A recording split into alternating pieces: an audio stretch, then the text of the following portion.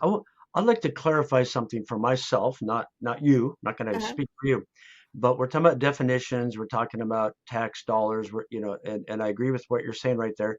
I want to say something first for our audience today. I'm not assuming everybody is a Christian, but what I'm going to say is that we have to be very, I know this can sound mundane to some people, like, oh, I don't want to be philosophical. Brian, please. No, we all are Please philosophical do. because Yes. every single one of us has values, beliefs, presuppositions about reality and life and philosophy. We talk about metaphysics and epistemology and axiology. What is real? How do we know anything? What's a value? Everybody has that. Mm-hmm. Christians, Muslims, Jews, atheists, pagans, Mormons, whatever. Everybody has it. Everybody has some kind of religion in a certain definition of religion, these values and beliefs that drive what they're doing. It might be explicit in their minds or it might be a little muddy. Yeah. So the first question then for any person who says, I'm a Christian, is will you be a scripturalist? And and that means, and especially in the homeschool world, the homeschool movement, the Christian homeschool movement, has been known for teaching and promoting with their children a biblical worldview. So Yes. the first step then is say, if you're a Christian, you say, well, what does God say about this, whatever topic? Mm-hmm. And let's hone in just for a moment on the money thing, the money thing. The civil government's role, you can see this in the Old Testament and New Testament. It's very clear in the New Testament, is to only punish the evildoer and commend the doer of good. Punish the evildoer and commend the doer of good. That has no role. Mm-hmm. You cannot find any role in the civil government for the civil government to take Nikki's money by force, which is what taxation is, Mm-hmm. and then give it to Susie down the street for the teaching, indoctrination, and education of the neighbor's children. Right. Now, people say, wow, oh, whoa, Brian, that's kind of drawing a line. Well, okay, you tell me where the line is. And I find it very interesting.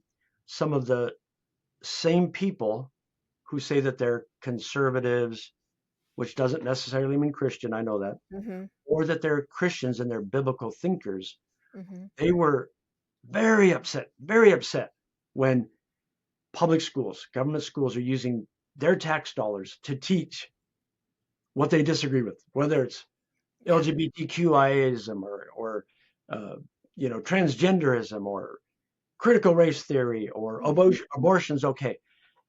Very upset those tax dollars are being used for that in public schools, As they should be. as they should be.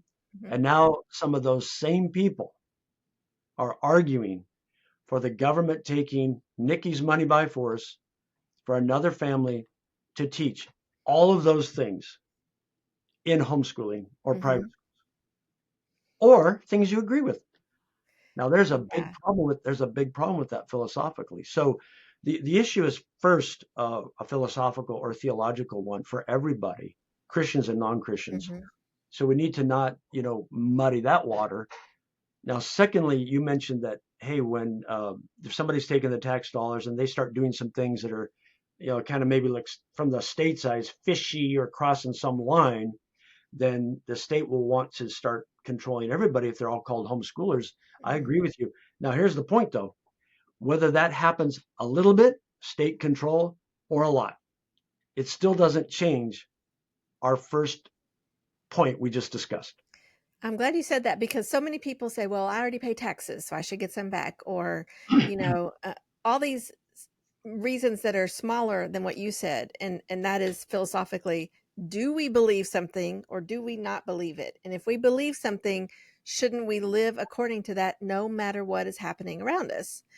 And that comes down to also, what does the Bible say? Should we, if we don't want them to take the money and teach certain things, we shouldn't want to reverse it just because we feel like it's right for us and maybe because what we're going to do is good. Yep. um and that's the thing, you have to have, like you said, go back to your beliefs. Do you have solid core beliefs? Because that's where we have to start. And And then when all you those look at other questions about, well, I already pay taxes, blah blah, those don't matter anymore if you are solid in your foundation. yeah, I agree with you. I mean, if I were a Muslim and I'm not, if I were a Jew and I'm not, if I were a dyed in the wool secular humanist and I'm not, if I were a dyed in the wool Marxist and I'm not, I would have beliefs and values. Mhm. And if I had integrity, I would live by them. Mhm.